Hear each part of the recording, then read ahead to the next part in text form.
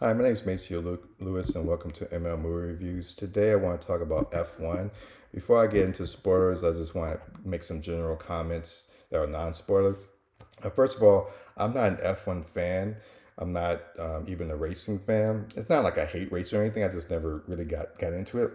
I'm actually my stepdad before he passed. I mean, he was a big racing fan, and I don't know whether or not he liked this movie, but he did like at one point we had a conversation about the strategy involved with racing, like with the tires and stuff like that. But me myself, I never really got into it. That says a lot because I found this movie to be very intense, very exciting, especially the racing scenes.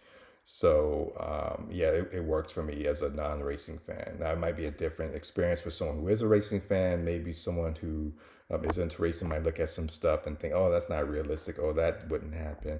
I mean, I understand because as a criminal defense lawyer, when I see stuff on TV or in the movies that doesn't quite happen in reality, that kind of takes me out of the movie or the show. But this is a drama. This movie is about sports. There is some humor in it, but it's not like a comedy. But there are some humor parts. I'm gonna get into that in my spoiler review. I saw the movie 3 times. I saw it in Prime, Dolby, and IMAX. I preferred the IMAX experience, but any one of those three formats, you can't lose with it. So now I'm going to get into spoilers. So the positives, the racing scenes worked for me, as I mentioned before. They put the camera in like the cockpit, so as an audience member, you feel like you're a driver in the car and you're racing. So it's very intense. It feels like you're in the driver's seat. The sound design is great. I mean, there is some third person stuff, obviously, too, but especially the cockpit scenes feels like you're really into the movie. The cast is great. Brad Pitt plays Sonny. He's a teammate and rival with Damon Idris's character, whose name is Pierce. Javier Bardem plays Ruben. He's the guy that basically puts this team together. He's trying to bring Sonny in to win this race so that he can keep his company. And Carrie Condon plays a technical director named Kate, who designs the cars and stuff. So the chemistry between the characters was great. Sonny and Pierce, it's the old versus the new, the immature versus the experience. At the beginning, they're at odds with each other, but then Sonny learns to mentor Pierce, and Pierce respects his elder. So you have that going. But the acting was great in that respect. Sonny and Ruben, from their first appearance, you can tell that they're old friends. Something happened in their past where Sonny felt that Ruben may have had a grudge against him. Sonny and Kate, their sexual tension was there. I could tell just from the opening scene there was that tension there. She, basically Kate had her walls up. She, doesn't sleep with her people on her team or in season. But then as soon as the poker scene, that he folds the pocket kings, and I mean that was it. That was that for her walls. By the way, if you don't know what happened in that scene, so basically in poker.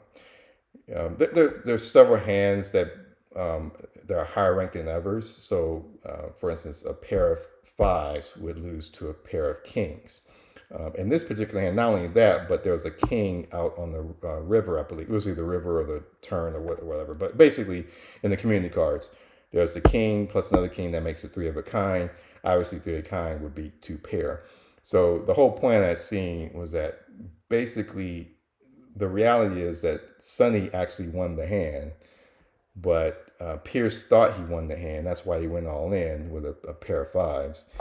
And Sonny basically gave it up because he thought it was at that point it was best for the team for Pierce to basically win the race. And so that was his big moment to say, "Hey, I can be a team player," and then that's what obviously caused Kate to break down her walls, and they go in and into the hotel room. There's several character arcs in this movie. Sonny, he learns to sacrifice his position to benefit the team. We see that in the poker scene, obviously. We see that in the final race. Speaking of race, the question was asked throughout the movie: Why is he Why is he racing? It's not because of money. It's because there was a line dropped earlier in the movie where he basically said something to the effect of "new day, new challenge," or "new challenge, new day." I don't remember the exact words, but basically it's for the challenge. He already won Daytona. He made it to the top rather than stick around and build upon it and win more times. Like, look, I already done that, been there, done that. Let me go to Baja and try something I've never done before. But before he can make it to Baja, his longtime friend Ruben comes to him and says, "Hey, look, my ownership is struggling. I'm about to lose a team. We need to win one more out of 9 races. And on top of that, this is the number one. You're going to be the best in the world." So, basically, that feeds into his ego. It's a new challenge, and he decides to help his friend and then go to Baja later after they win, obviously, the race. Pierce, he learns to act rationally as opposed to impulsively. He takes responsibility for his actions because there's a crash scene where he doesn't listen to Sonny. He's supposed to, make some kind of maneuver, but he acts too rashly, and that's what caused him to crash. But he owns up to his mom about it because his mom was upset with Sonny because she thought that Sonny was responsible for it, but really it was Pierce because of his decision. So he owns up to it. I mean, of course, in the final race, he basically decides to take out Lewis Hamilton because they're both jockeying for position. Lewis Hamilton's not going to give up his position. So Pierce decides, well, first he needs to find out where Sonny is. And he knew that Sonny was still in the race and he was going to be first. And that's why he took him out. So that cleared the way for Sonny to win the race. Ruben, he learns to value something more than his stake in his company. Now it's his friend's health because he didn't realize that Sonny's was in poor health. He was on the verge of being paralyzed, basically. So he's like, look, I'm not going to sacrifice your health just so that I can save my own company. I'm going to put your health above mine. That's why he wanted him off the team. And Kate, she proves that she belongs because she's the first woman technical director. She's doubted by her professor, the industry, her ex, and she builds the car that basically wins the race at the end of the movie. So there's some humor that works in this movie. I'm not going to go through everything, but there's humor between Pierce's mom and Sonny about his looks being attractive and all that stuff. That was all set up by Pierce's line that he was old, and it's like, oh, he's not that old. And I just like that running joke in the movie. Ruben, his mannerisms, like after Sonny wins his self-imposed test when he first comes in and tests the car out, he's like sort of like dancing like this. And that scene where the guy comes in towards the end of the movie and suspends the car because that guy from the board provided them with false plans that violated the rules, which didn't really violate the rules, but raised suspicion, so they had to do the investigation. And so Ruben's yelling at the guy. Then towards the end of the scene, he's like, wait. I thought that was pretty funny. And of course, Kate's interaction with Ruben after she sleeps with Sonny, that was so funny. Like when she's at the door and then she's like, oh, how dare you? I'm a professional. Oh, okay, he's back there. I thought that was really funny. The score by Hans Zimmer was great. Some negatives. Look, these are like nitpicks, so don't take this as a knock on the movie or anything like that. It's just more like this keeps out the best conversation for the best movie of the year or anything. But I thought the movie was too long. It was like over 2.5 hours. I think it could have been cut down by 20 minutes to 30 minutes. I felt like we've seen plots like this before, like in racing movies and sports movies, where the lone wolf learns to be a team player. The young hotshot learns to respect the elders and to be mature. We've seen this stuff over and over again before. It's predictable. I mean, come on. The plot is, hey, there's 9 races left. I need to win one. I wonder which race is going to come down to the first, the second, or is it going to come down to the last one, right? Because it's more dramatic that you're the last race, the last, chance to win. I mean, come on. Of course, it's going to come down to that. Sonny and Kate was going to hook up. I knew that. The miracle, there was a line dropped about that earlier in the movie. So, of course, this race is going to end on some kind of miracle. Of course, that's what happens. There was a line drop about him flying, right? That's kind of like in sports, we call it like being in the zone, right? And so, yeah, that telegraphed that there was going to be a scene in one of the upcoming races where he's going to be flying, right? Which, by the way, that scene where he was flying, that reminded me of the piercing the veil scene in Sinners, where Sammy starts singing and the spirits from the past and the future come in.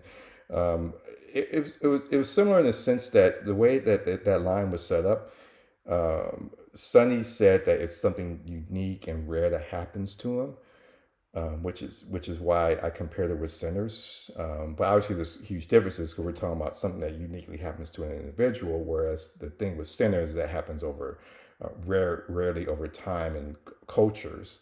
But here is the idea is like you have something rare that happens, and then you see a manifestation of it in the movie. So that's where the similarity comes from. But they did fool me though. There was remember the blonde character who was a mechanic and she was like clumsy. I thought they were setting up where Pierce and her name is Jodie. I thought they were setting up where Pierce and Jodie were gonna have some kind of secret romantic relationship, like someone's gonna walk in on them and find them making out or anything, something like that. But no, that didn't happen. But like I said, these nitpicks, it just takes it out of the best picture conversation or the greatest movie of all time conversation. But it's a very solid movie, and I highly recommend it. Now, is it gonna win Best Picture? No, but in terms of Oscars, I think it could get a nod for cinematography, sound editing. As far as directing, I mean, the directing by Joseph, I think it's Kosinski, the guy who did Top Gun Maverick. I thought it was a good director. I just don't know if it's going to be by the end of the year five better directors. You only get five directors for nomination. Clearly, Cougar should still get it from Sinners. I don't know if there's going to be five other directors that are going to. I would guess no, but it just depends on how many best directors there are out there by the end of the year. In terms of sequel, so I heard there was rumors that this was actually going to be a Days of Thunder sequel, and now I'm hearing rumors that there may be a crossover between Days of Thunder and F1. By the way, Days of Thunder came out in 1990, so look, I'll be down for it, but I think they should actually do a Days of Thunder sequel first to sort of reintroduce the audience to Tom Cruise and that world, and basically catch up that world with today's times. And then maybe have a post-credit scene where Sonny pops in and stuff, and that sets up a sequel between Sonny and I can't remember Tom Cruise's character in Days of Thunder, but them being at odds with each other, racing. Sonny can race because they already set up that Sonny likes to race in different types of like he raced in Daytona, F1, Baja. He could race in Sonny's world too. Oh, sorry, Tom Cruise's world too. Or they could just compete in Baja or something. I don't know, but I'll be down for that. But I think they should. My point is, I think they should do a Days of Thunder sequel to see if there's any interest in this IP, and then if there is, obviously, then make the sequel. But anyway, that's my thoughts on F1. If you've seen the movie, let me know what you think. In terms of how it impacted my position on F1, I mean, it slightly tilts my interest towards F1. Like, I'm not going to run out and see F1 on TV right now, but maybe sometime down the future, I'll check it out. But yeah, so let me know your thoughts. If you saw this movie, did it make you like F1 more, or did you like it? Did you not like it? Hit the subscribe button on ML Movie Reviews so you can see more reviews of my out of the theater reactions as well as my in-depth reviews such as this one.